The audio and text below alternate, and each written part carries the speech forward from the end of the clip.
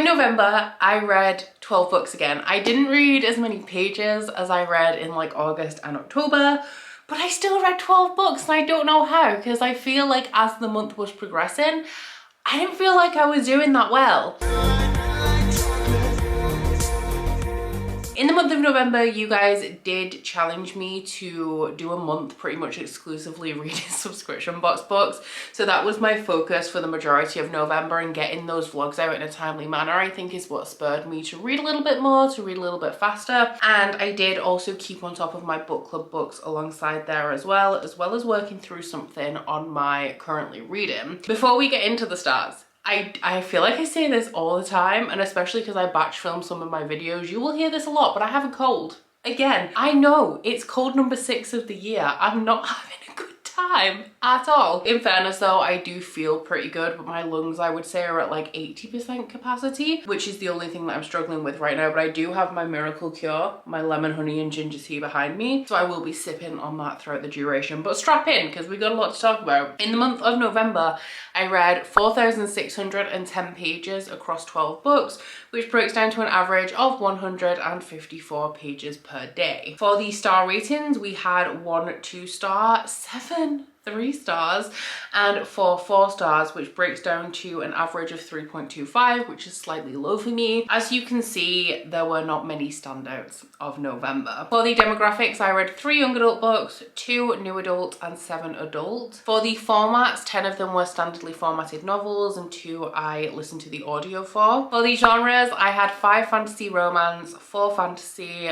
1 non-fiction, 1 paranormal and 1 thriller. And for the places where I source these books from, it's a 50-50 split, guys, which ain't too bad. 6 of these books are from my own TBR that existed prior to the start of 2023, and 6 of these books I have hauled in 2023. So I did DNF 1 book in November, which was my very first read of the month. This was one of the Goldsboro books for the final installment in Is the Goldsboro Science Fiction and Fantasy Fellowship Worth My Money? As well as making that final vlog installment, I did post the like finale wrap-up video to that, which kind of compiles all of my results and also goes through my thoughts and feelings while I was doing the experiment, which I will link if you guys are interested, if you're maybe thinking of picking up the GSFF yourself. But the one that I DNF'd was actually the one that I thought was going to be my favorite of the 3, which was The City of Lost Chances by Adrian Tchaikovsky. So I actually did not make it very far into this. I made it 35 pages in, and I did say before I started this challenge that if it ever became not fun, that I was going to stop doing it.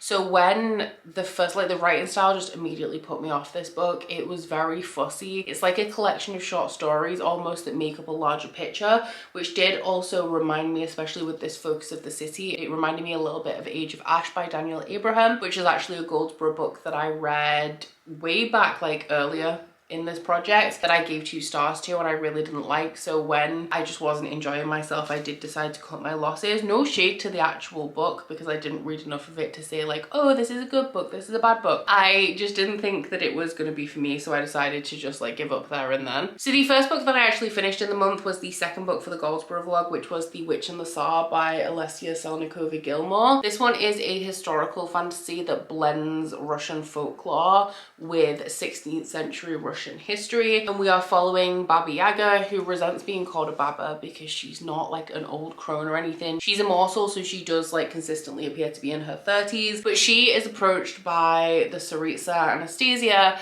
as Anastasia believes that she's dying and nobody else can cure her. So Yaga looks into it and discovers that Anastasia is being poisoned. So when Yaga heals Anastasia, she invites her to accompany her back to Moscow to protect her, because at this point they have no idea who's actually poisoning Anastasia. I gave this one 2 stars. It was my 2-star read of the month. Thinking about it in hindsight, some of the other books I read could maybe be a 2-star, but this is one that I felt had promise. I just don't feel like it was executed to its full potential with it being a standalone. So when I went into this, I was both wary and excited about its similarity to the Winter Night trilogy by Catherine Arden, like in its premise. I was wary because I didn't want to feel like it was trying really hard to be the Winter Night trilogy, but I was excited because the Winter Night trilogy is one that I love. I feel like this has the potential, or had the potential, to be not necessarily necessarily on par because I didn't find the writing as engaging as I find Catherine Arden's, but definitely in a similar vein to the Winter Night trilogy in a good way, set in like a different period of history, following like one of Russian folklore's most iconic characters. However, I do feel like this book had the same scope, like the plot had the same scope as the Winter Night trilogy, but smashed into like such a small amount of pages. So it had so many elements, and I feel like so many of them could have been like fleshed out, elongated, like really added like a lot of depth added to them, and they would have come off so much better than they did in here. Because while on paper I enjoyed all of the things that happened, I enjoyed the story, where it went, I just don't feel like I was ever truly invested in this, because I felt like we just weren't lingering on any of these elements for long enough. There is kind of like, it's not a fantasy romance in any means, but there is a romantic subplot in here that I did really enjoy, and I'm sad because even that I didn't feel the depth of emotion that I felt there was potential for had the pace of this been a lot slower and it was maybe a duology or a trilogy instead of just a standalone. So sadly, while I think this one had promise, it wasn't a hit for me either. I then finished my Patreon book club read for November. I finished my Patreon. The Christmas tree behind me should give me a clue like what month we're wrapping up. But I finished my Patreon book club book for November, which was Wildlands by Stacey Marie Brown. This one is the second book in the Savage Land series. It's a fantasy romance series. It's almost like post-apocalyptic, set in a world where the veil between the Feylands and the human lands fell about 20 years prior to the start of this story. There was a war that followed that resulted in the entire world mainly, but this focuses on the city of Budapest, being split into two, with the Fey keeping to their side and the humans keeping to their side. So our main character Brexley is a human. She is the daughter of an influential general that died shortly after the Fey Wars, and she has been taken in as a ward to the king. The way that she feels like she gives back to the poor of the city from her position of privilege is by stealing drugs and medicine from trains that transport them from the human lands to the Fey lands and vice versa. And one day when she's doing this, she gets caught and thrown into a maximum security prison where she meets the Legend of War, Warwick Farkas. These books, I gave this one 3 stars. These books are by no means the most like well-written, in-depth, intricate, complex things that I have ever read, but they are so addictive, and I really felt this with this one. They all have, or the 2 that I've read, because the first 2 were rereads for me, have quite a slow start, but the more you get into it, the more the pace picks up until you can't stop reading. And this one threw so many spanners in the works at the end of this that I'm so excited to pick up book 3. One of the main reasons for that as well is because I haven't read that one. That one won't be a reread for me. It'll be the first one that I'm reading for the first time along with my patrons. I do think that there's a lot of sexual things in here without there actually being any like romantic development. Like I feel like I want the romance to develop a little bit quicker, and then some of the other stuff that's going on to just fade out completely. The main character has this like raw animal magnetism that I want to say isn't explained. It's very clear that there's something going on with her and that she's not necessarily just like a basic human. Part of this, like whatever it is that's happening with her, is this raw animal magnetism where anybody who comes like within 2 feet of her like falls in love with her, which can be a little bit frustrating in its repetitiveness. And I will say that one of the downsides of this series for me is its repetitiveness. There's multiple points throughout these first 2 books where the same thing gets the characters out of a very similar situation to one they've been in before and offers them like an opportunity to escape. These are very much like no thoughts, head empty reads for me. Like I'm not reading them critically, I'm just kind of along for the ride, and to be fair, the ride is pretty enjoyable, even if, like I said, they're not like the best written or most intricate, complex plotted things that I've ever picked up. I then wrapped up the Goldsborough series with Shield Maiden by Sharon Emmerichs. This is one that I really didn't have any expectations for going into it, mainly because it's based on Celtic mythology, and going into this I thought that I knew very little about Celtic mythology, which is surprising considering I live in the UK where a lot of Celtic mythology originated from. But I discovered very quickly that I do know quite a bit of Celtic mythology, but not from books. I still don't think I've ever read a book that focuses focuses solely on Celtic mythology, but I play a lot of video games and a lot of them very much do draw on this like period and this set of myths. So this one in particular is a retelling of part of Beowulf. There is a little like author's note at the beginning that tells you about Beowulf and like gives you an overview. So if you haven't read Beowulf, it does give you a recap, but it is essentially about this legendary king that performed 3 feats. And the last one I think is that he slayed a dragon. His final battle is with a dragon, and the original poem mentions an unnamed slave who had been exiled from his master's house. And this is the story of the slave and also of the young woman that believed in him. But our main character in this one is Freda, and she is the daughter of like the Celtic equivalent of a lord, and her father's very close friend is Beowulf. So this book is set at around a time where Beowulf is coming to enjoy a series of feasts that are in his honor to mark him being the king for I think it's 50 years. It's about Freda and how she wants to be a shield maiden,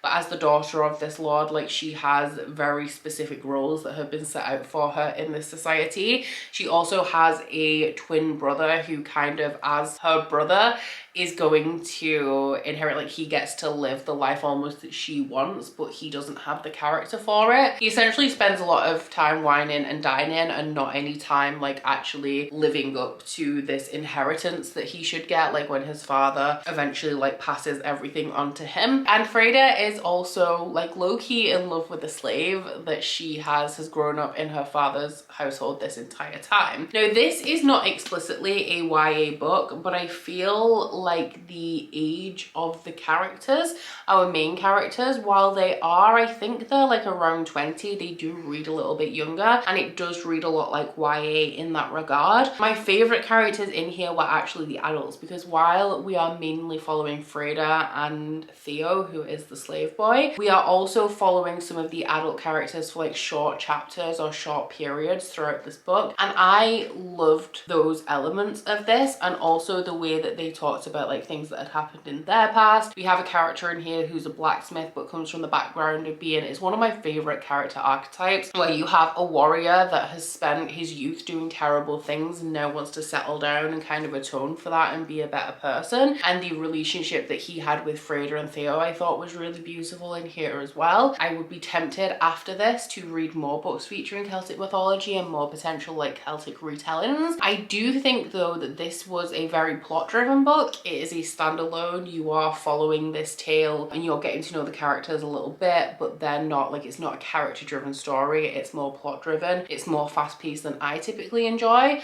and for that reason I did give it a 3. While I do like a very strong plot in a book, it's the characters that always carry it for me, which is why I generally prefer series, because you have a lot of slower moments and more character development. So while I had a good time reading this while I was reading it, it hasn't left an overly lasting impression on me, aside from a small desire to read more Celtic mythology. I then finished up an audiobook that I've been listening to for a while, which was the Slayers Audible exclusive Buffyverse story that I think was written by Christopher Golden and Amber Benson, if I remember correctly. You guys might have seen this around because it has like a serious amount of marketing. Like I'm surprised at the advertising budget for this. I've just been to London and it was like all over the tube. I've seen it on bus stops, the sides of buses, the lanyards at Comic-Con for the London Comic-Con that happened in October were all Slayers themed. So it has like quite a big budget behind it, but essentially this is like an audio play that is exclusive to Audible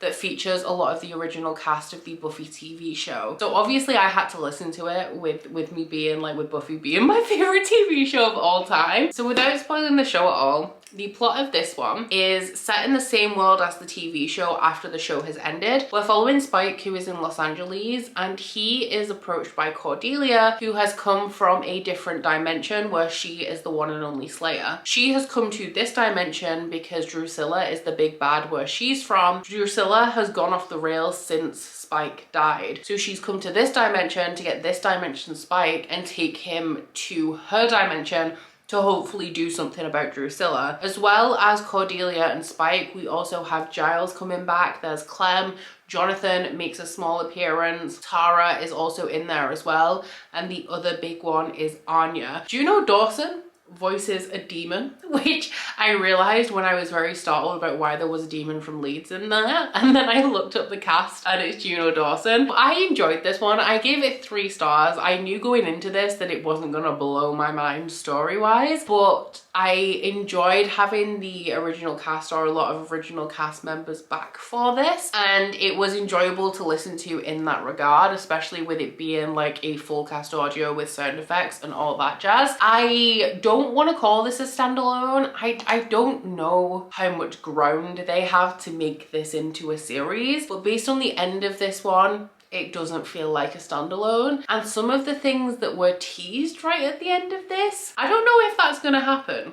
in terms of like logistics. I feel like if you listen, like, you will know. But yeah, it was definitely a good time, but just don't expect anything mind-blowing from the story, because that's just, I just knew that was not what it was going to be when I was going into it. So I wasn't disappointed, and it played out exactly as I expected, and I had a good time with it. I then read 3 subscription box books that were sent to me in boxes in 2021. The first one was She Who Became the Sun by Shelley Parker Chan. This one is a historical fantasy that is very heavy on the historical and very light on the fantasy, and this is set in the time in China. It's 1345, so it's when the Mongol Empire has successfully conquered all of China, but there are pockets of like resistance left over, and we kind of follow both sides in this book. So we're following a peasant girl who has, I can't remember if he's a twin brother or an older brother, but both of them visit a seer. The seer prophesizes that the boy is going to have this amazing, like, fortuitous, illustrious future ahead of him, full of like glory and riches, and for the girl, she sees nothing. The girl has nothing in her future. So after a bandit attack on their family, on the village where they live, her father and her brother actually die, and instead of just kind of giving into hopelessness, our main character Ju steps into her brother's destiny and follows the path that she believes that he would have been on. This takes her to a monastery where she sits outside for 4 days and 4 nights until they kind of just give up and let her in, and this sets her on a path that eventually leads her to becoming quite an integral part of this war between these resistance pockets that are fighting back against the Mongol Empire. For the first like quarter to a third of this book, we are following Ju, but from that point it does become multi-perspective, and we start to follow a eunuch that is a general for the Mongol Empire. His entire clan was murdered by the Mongol Empire, and he was the only one left alive. So while he has been raised within this empire and raised within their army, he does also potentially have his own motivations. So I give this one 3 stars, and I liked it, but I am disappointed because I did really expect to love this one. This one pretty much reads like a historical fiction, and Shelley Parker Chan has quite a dry writing style. It's very factual, it doesn't lean heavily into emotion, and while there are some pretty tragic, horrific things going on in here, at no point did I feel like super invested in the outcome of anything that was happening in this plot. There were a couple of people in my comments that said that they believe that, I haven't fact checked this, but a potential thing is that Shelley Parker Chan wanted to write a historical fiction but was told by the publisher to make it fantasy to make it sell better, which would explain why the fantasy in here is so minimal, and that is very much in keeping with the direction of this story. It is a little bit descriptive. It's not dry in that it's like boring or anything, but it is very detailed in the historical elements, and I always felt like there was a distance between me and the characters, where my favorite books I tend to have a more like emotional response to. I really thought that I was going to enjoy this because it is a military fantasy, but the fantasy elements in themselves are almost metaphorical. The people that have magic have I think it's a flame that appears in their palm, which means that they are divine. They're like blessed by their ancestors, and I think that this indicates that they are going to be like the next rulers. But the way that it was presented always felt like it could be metaphorical to me, like they are blessed by this light. It doesn't mean that they actually, you know, like have a light, if that makes sense. Like it's super intangible. So sadly this was a little bit of a disappointment, mainly because my expectations were so high going into it. I do still think it was decent. I did still enjoy reading it.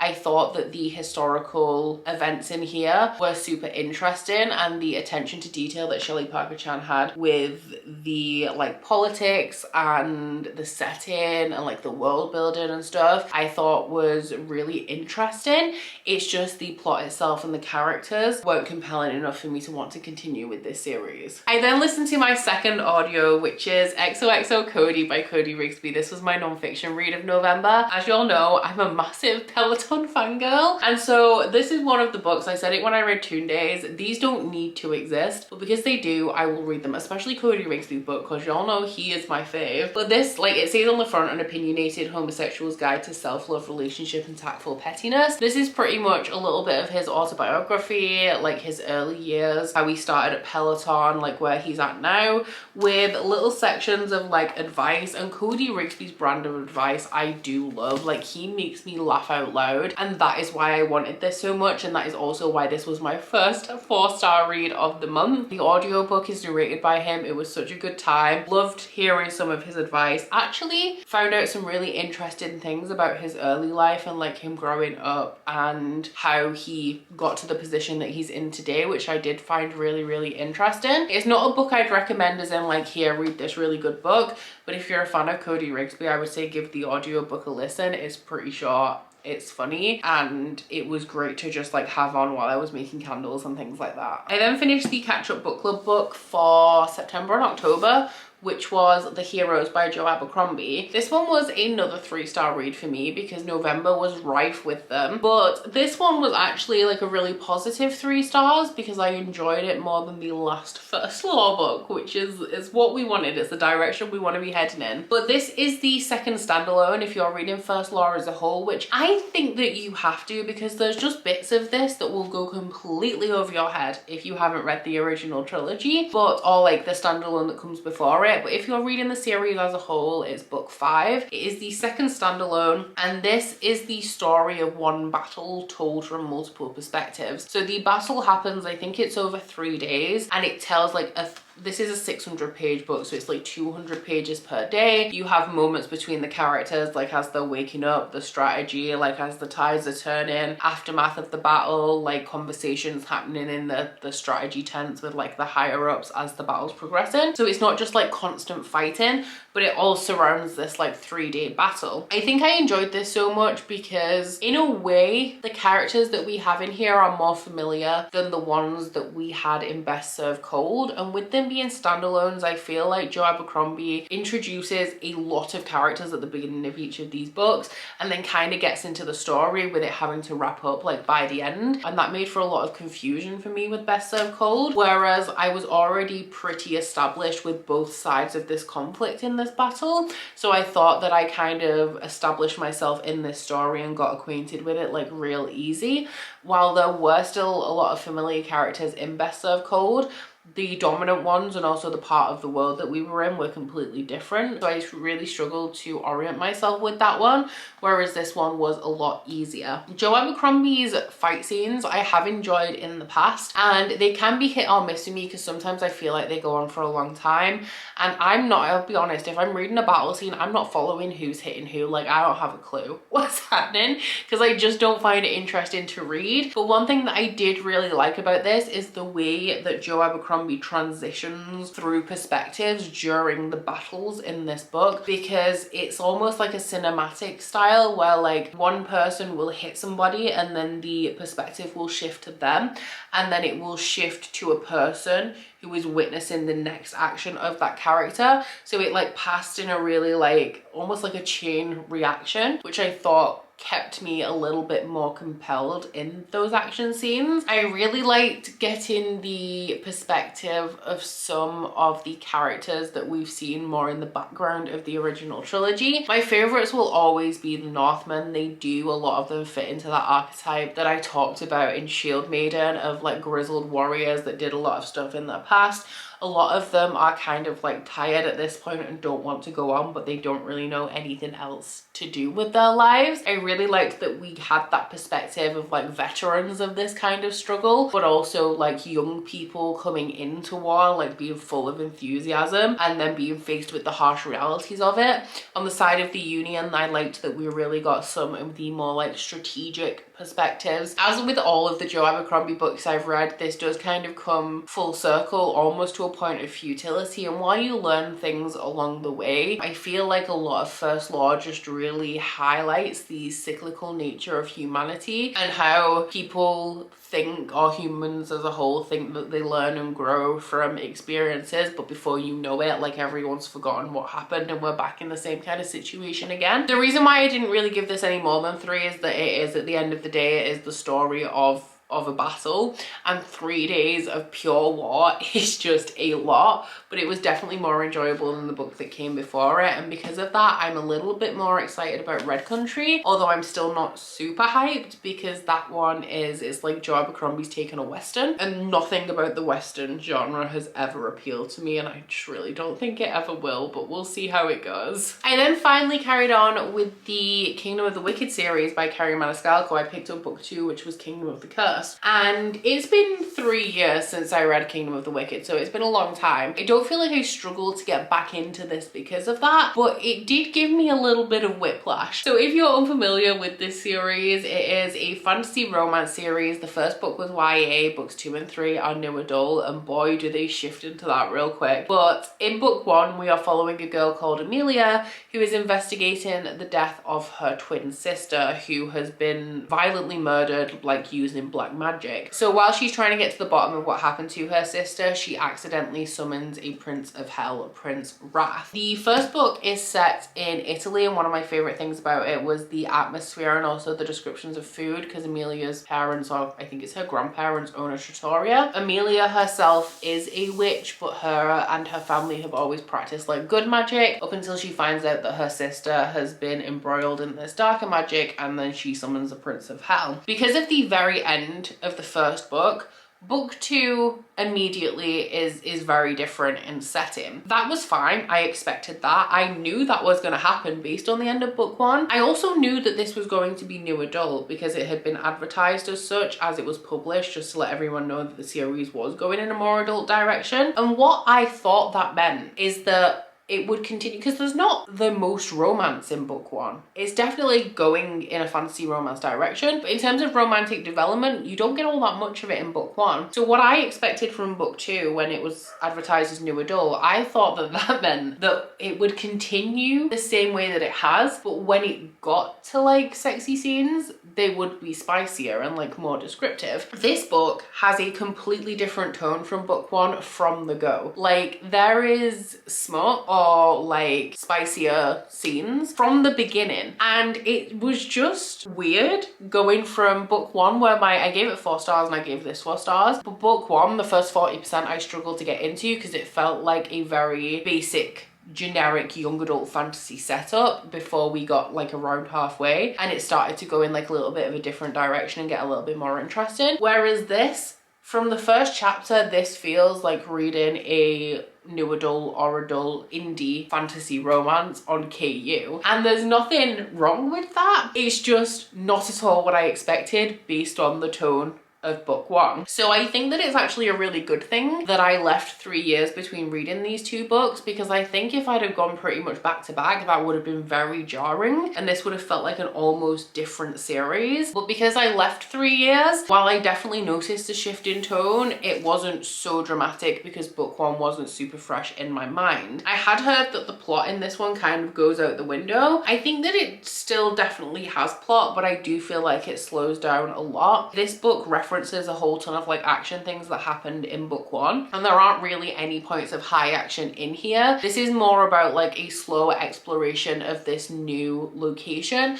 and also establishes quite a few of the other princes of hell. Now I liked that because that exploration of this location, these characters, their different personality types, but also the different things that they control, I found to be really interesting and something that like a type of thing that I generally like. But I can see the people who read a YA fantasy that had like quite a few points of action and quite a bit of fast pacing. I see why you would be disappointed by the way that the plot goes in this one. I personally enjoyed it. Once again, could be related to the fact that it's been 3 years since I read book 1, but I am hoping, fingers crossed, to finish out this series now that I finally read my book 2 to finish out this series before the end of the year, and I have also just picked up Throne of the Fallen as well to continue on in this world. The last of the 2021 books was A History of Wild Places by Shea Earnshaw. This one is a blend of genres. I would say after reading it, it's predominantly a thriller. There is a little bit of fantasy in there, like a small amount of fantastical items. I would say though that it leans more like magical realism or fabulism. The way that the atmosphere is in here does stray a little into horror at times throughout this. But this one is about a man who is very good at finding people, because when he touches something that belongs to them, it shows him like imprints of their last movements that he can then track. So he's known for this ability, and he is sent after a children's author that has been missing for the last 5 years and was known for writing very kind of like dark, grisly tales that are a little bit potentially too dark for children. So Travis tracks Maggie to her last known location, which is the gates of this like reclusive,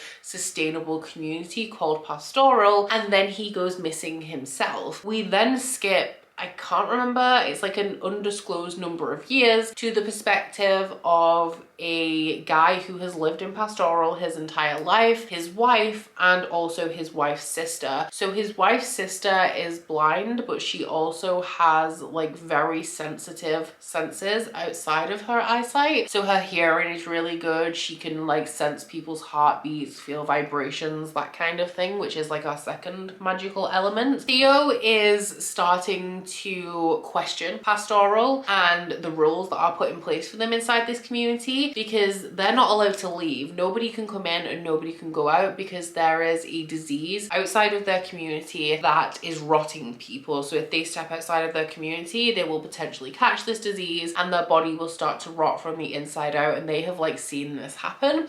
And then our other perspective is Theo's wife, who has also always lived in this community, but she very much believes in this community ethos. So this reminded me a little bit of The Year of the Witching by Alexis Henderson, which is a book that I didn't actually really love. This one I expected a little bit more atmosphere from, because I have read one of Shea Earnshaw's YA fantasies, which was Winterwood, and her atmosphere in that book like is on point, like it is immaculate. And with this being like a thriller slash horror, like I just expected it to feel a lot creepier than it did. There was that little bit of a creep factor in there, but I would say that that was mainly coming from some of the characters and just the fact that this is such like a secluded community where people have like no knowledge of the outside world and are like forced to live in like this certain way. I did expect the general atmosphere to be a little bit more foreboding and a lot creepier than it actually was in this one. I did give this one 3 stars overall. I found it to be reasonably compelling, not as compelling as I like with a thriller, because I feel like a lot of this, while I cared about the overarching mystery of like what happened to Travis and Maggie, I think following the perspectives for the majority of this book of Theo, Bea, and Calla wasn't the most compelling, because their day-to-day lives are very slow with not a lot happening because of the nature of the community that they live in. And I felt like there was a lot of those slow moments in here that I wasn't as interested in, and I was the overarching mystery. That being said, I had a good time while I was reading it. I just will not be reading this again, and I haven't really taken much from it. And then the last 3 books that I read were the 3 most hyped, or in my opinion, the most hyped books from the YA Fairy Loot subscription in the last like 18 months, shall we say. It's just over a year. I think one of them was August 2022, and that was like the oldest of the 3. But the first one I read was the most hyped and also the one that I enjoyed the least, which was Divine Rivals by Rebecca Ross. I was expecting amazing things from this, and I feel like the hype level with this is very similar to the hype with Fourth Wing, and not necessarily in the amount of hype, but with the way that people have spoken about it versus the way that I kind of feel about it. So this is set in a world where there are 5 gods buried underneath, I think it's like a country, and one of them rises up and declares war on another one. And so all of the humans, or a lot of humans, are dragged into the conflict fighting for one of these two gods. However, that is very much in the background of this. It's the catalyst of the plot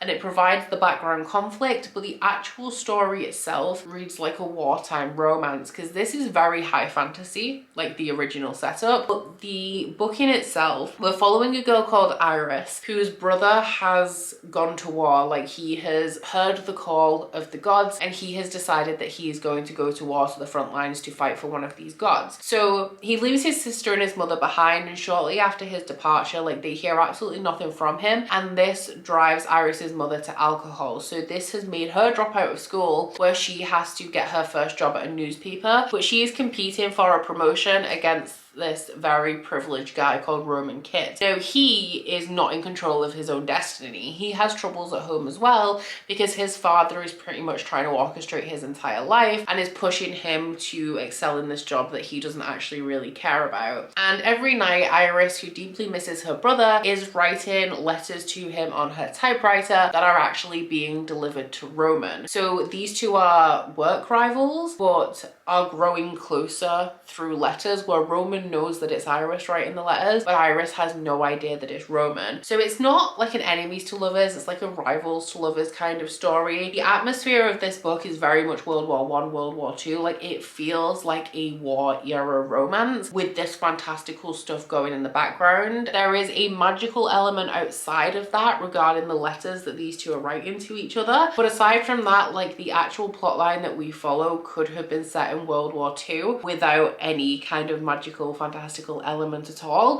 and I feel like it would have pretty much been the same story. The reason why I said my feelings about this are similar to my feelings of Fourth Wing, I gave Fourth Wing 5 stars, in hindsight was probably a 4, but I was swept away in the moment. This and Fourth Wing, I feel, have a very, like, there's a level of compulsion in them that drags you through, but in terms of quality of story, I feel like they're very convenient. There's like a bunch of plot holes, the writing isn't amazing, and sadly that felt very true of this one to me as well. And I have actually heard a lot of really good things about Rebecca Ross and people generally like really loving her stories, but this had a lot of conveniences in it, and despite that I was kind of swept away by the charm of it because the romance in itself is very war era, like it's very wholesome, and so I was kind of just going with the flow up until the end and the last 30 pages, where I feel that something really pivotal to this story was just crammed into 30 pages right at the end to give us something to go into book 2 with, where book 2 is going to lean a little bit more fantastical, but also in a way where I feel like it's almost going to be a repeat of book 1, but in a different location with a little bit more fantasy. So I was initially very intrigued and interested in the like war era romance on the backdrop of the fantastical world, but the further I got into the book, while I do feel like it does have like an interesting premise and an interesting setup and kind of elevates what is a very basic YA war era romance, the two never became not jarring to me. Like, it always felt out of place that we had this wholesome romance, this like period romance on this fantastical background. It never ever felt seamless throughout the entire reading of this book, which I also feel contributes to why the last 30 pages was so jarring to me. I did give it 3 stars overall because I did enjoy it, but I am not going to continue. After leaving it for a couple of weeks, I've decided that I'm not going to be continuing and reading the second book in this because I just feel like, honestly, I feel like Rebecca Ross wanted to write a war romance, but she writes fantasy, so she had to make it fantastical. I don't feel like this romance and this fantasy plot or fantasy world fit together in a way that really makes sense. And then the final 2 books that I read were 4-star reads, which were very much appreciated. So the first one was a surprise to me. It's the one of the 3 that I actually expected to like the least, which is Belladonna by Adeline Grace. While I've heard really good things about all of these 3 books that I read, this is the one that I'd heard the worst of the 3 about, which still isn't a lot, but I had heard people like not being able to get into this one. This one is a gothic fantasy romance following a girl whose entire family died when she was a baby. And since that moment, she has become acquainted with death. Like, death is a character in this book, and she cannot die herself. So everybody in her household was poisoned. She survived. And she was first passed off to her grandmother, who did love her, but obviously her grandmother was old and she passed away. And then she went through a series of increasingly awful relatives. And while they are all terrible guardians, they all want to foster Signa, because when she reaches the age of 20, she will inherit her estate, and her guardians will receive a portion of that for looking after her while she was a minor. So Signa has had enough at this point. Like, she just wants to reach her 20th birthday so that she can go live in her estate by herself and not have to deal with all of these awful people who keep dying anyway, which keeps bringing her into contact with death. So after the death of her final relative, Signa is taken to Thorngrove, where she is actually looked after. She is staying with the husband of one of her cousins, and they provide her clothes, they provide her with a room, food, like she's well looked after, and so she doesn't want them to die. However, her cousin has already passed away and her daughter is very, very ill. Now, with Signa being so close to death, she also actually harnesses some of Death's abilities, and she has the ability to see spirits. So she communicates with the spirit of her dead cousin, who tells her that, like, this wasn't an illness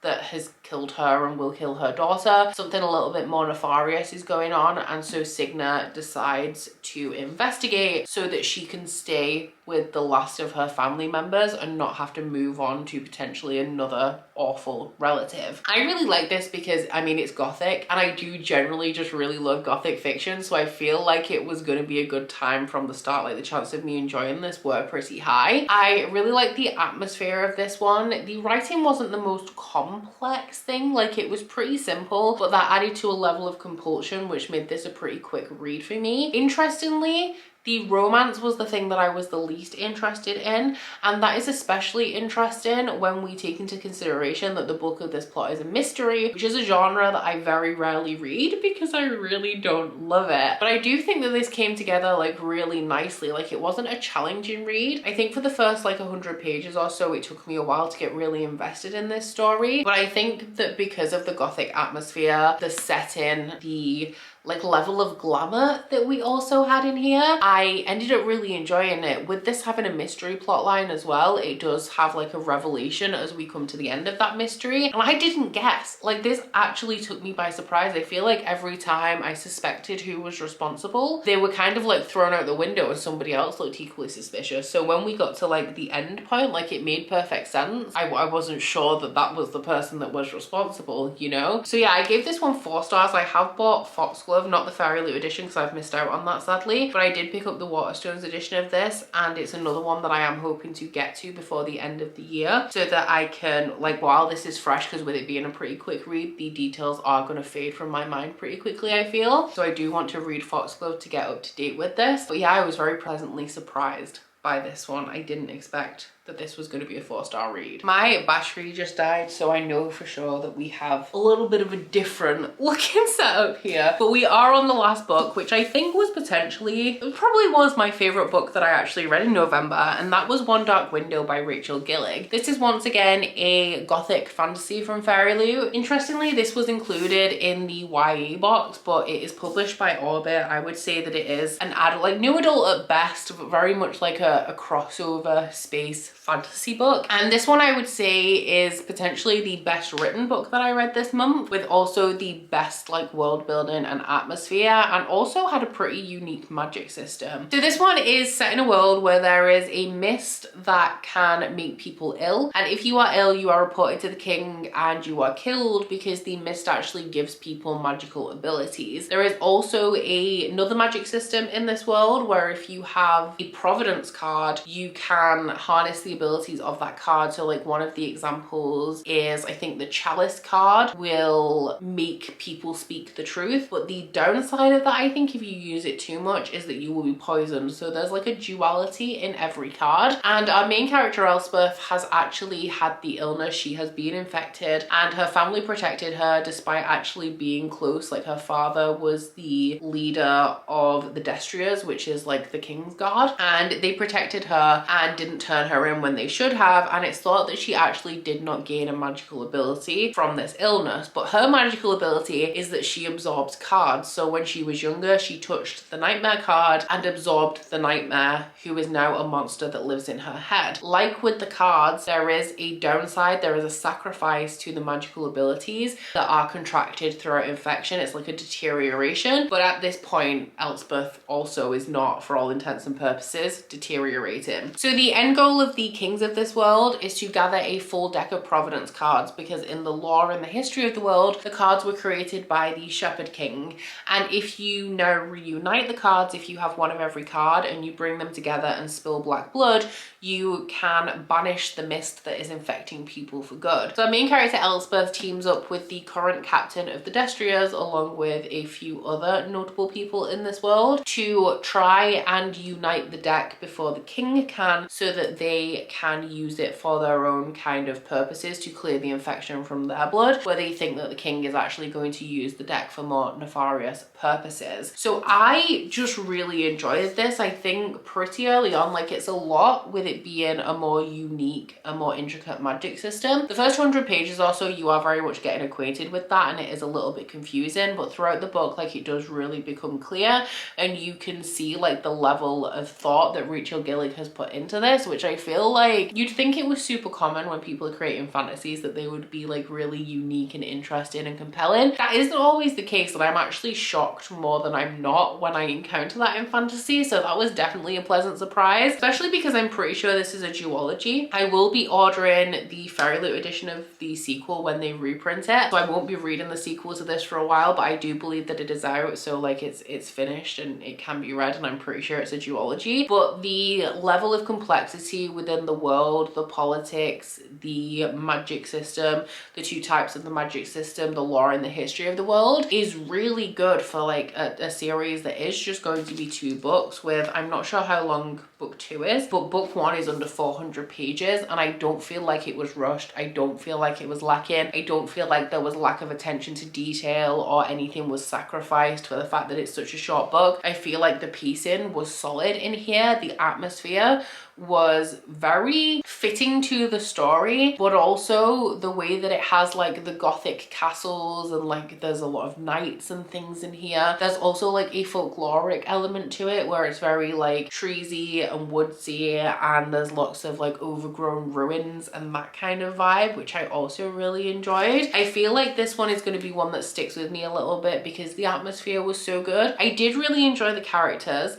Like with Belladonna, the romance in here is the part that I enjoyed the least. Not that I didn't enjoy it, it's just usually when I read fantasy romance or fantasy that has very present romantic subplots, it is the romance that I'm reading for, and with both of these books it's like the plot and the fantasy element that's drawing me in the most. While I will say out of all of the ones that I read, this is my favorite romance, it still wasn't like the main draw for this book for me. The atmosphere definitely was. So I would say, especially after now talking about it to you guys again, this book was definitely my favorite book of the month. So if you guys have been interested in picking it up based on other people's reviews, I would definitely give it a try. It's not a perfect book. I gave it 4 stars, but it definitely took me by surprise with just the amount of everything that is in this book and how well it was executed. So I do feel like I've been talking at this point for my entire life, but those were the 12 books that I read in November. I have a lot that I want to accomplish in December, but I'm not really pushing myself to read a bunch as I have over the last couple of months. I definitely want to be taking it a little bit easier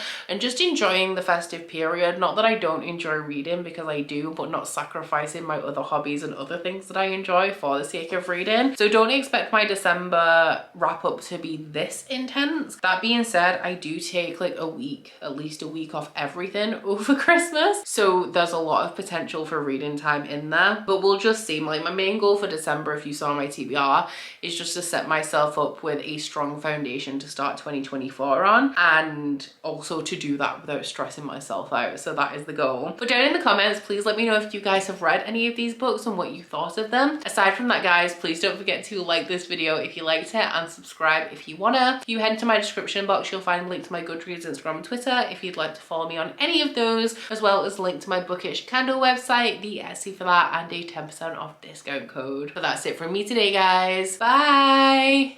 Oh, you bite your friend like chocolate. You say you will go where nobody knows, with guns hidden under our petticoats. We're never gonna quit it, no, we're never gonna quit it, no.